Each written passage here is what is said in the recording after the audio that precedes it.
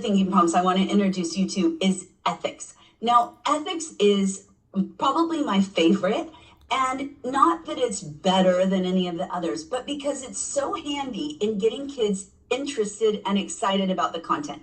Because ethics asks, what is fair? What is right? What values do we see here? What are any controversies, any dilemmas, any biases? What are the pros and cons? What are the problems and solutions?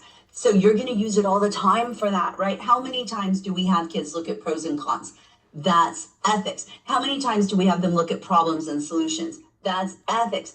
If you want to get some intellectual excitement in your class, all you have to do is say, is it fair? Especially if you're working with gifted kids, they'll die on the hill of fairness and justice 7 days a week.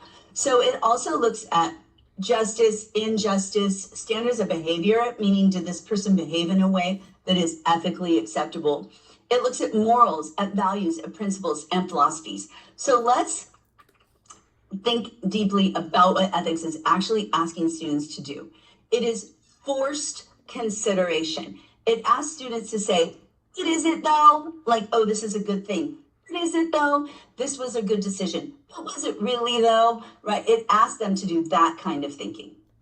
Ian calls this my superpower, and that is using inanimate objects and anthropomorphizing them. And I'm not sure if it comes from one of my undergraduate degrees is English, that I like anthropomorphization, and it's deeper than personification. I'm not just giving a couple of human attributes. I'm actually acting as if this thing is human. So I want to show you an example from a 5th grade science lesson where I'm using ethics with an inanimate object, in this case, this rock. And this is in a lesson plan part of the rock cycle.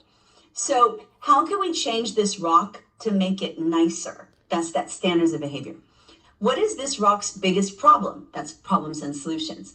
Which part of the rock cycle? Now, cycle is pattern, and we're going to talk about pattern, but that's what that emoji is representing, that cycle emoji.